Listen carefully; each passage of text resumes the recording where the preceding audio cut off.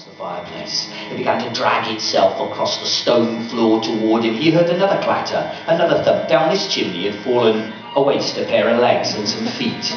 The feet pushed the legs and the waist out across the fireplace, out across the floor. It began to crawl toward him. He looked at the one, he looked at the other. Have you met? Legs, this is body, body, this is legs.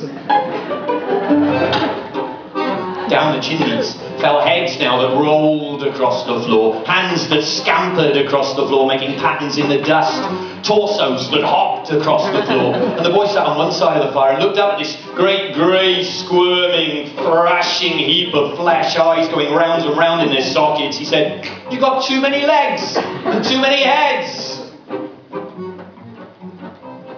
Bowling.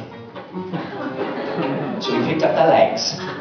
You know Skittles? You know 10-pin bowling? Yes. Mega bowl. So he put one leg at the front, and then two behind the one, and then three behind the two behind the one, and then made a triangle of legs.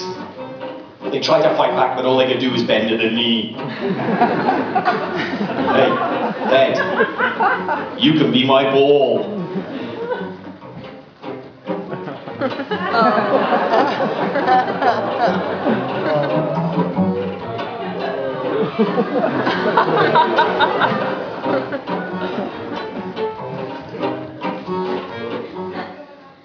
The head never even reached the legs.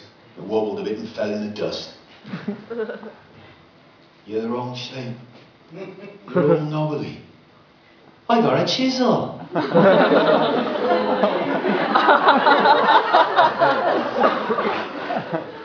The head looked at the chisel in the boy's hand. The head looked at the boy. "No!" "Yes," said the boy. And then there was a flash of light, a puff of smoke, and all the ghosts had gone. Here were two lines of candles leading to a table, and on the table a coffin with the coffin lid on. He walked between the candles, and as he did, the candles would snuff out. He reached the table, he lifted the lid of the coffin, and there was an old man inside. It was as though he was asleep. The boy touched his forehead and it was cold. "You're too cold," said the boy. "Stay there." He went to the flames till his hands were nearly burning. Then he went back to the old man and he pressed his fingers against the old man's cheeks to warm them up.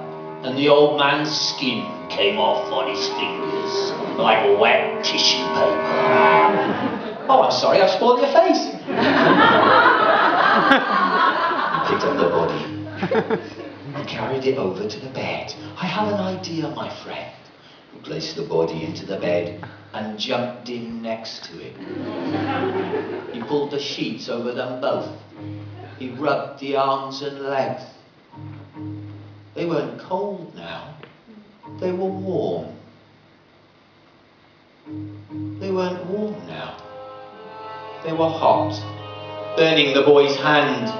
Smoke was rising up from the sheets. He looked at the pillow beside his own, and looking back was the devil. He was in bed with the devil. The devil reared up. He began to strangle the boy, his eyes like blazing coals, his nostrils like trumpets, his mouth like a cave, and the boy, "That's the thanks I get for warming you up." The devil stopped, because creatures of the night get strength from fear. And if you have no fear, they have no strength. He grabbed the devil by his beard, dragged the devil across the floor, threw the devil into the coffin, put on the lid, sat on the lid, and said, "You're not coming out until you learn how to behave."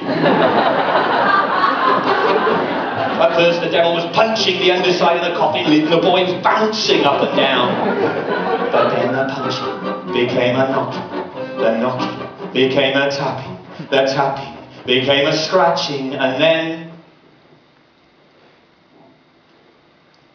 here was the light of the morning.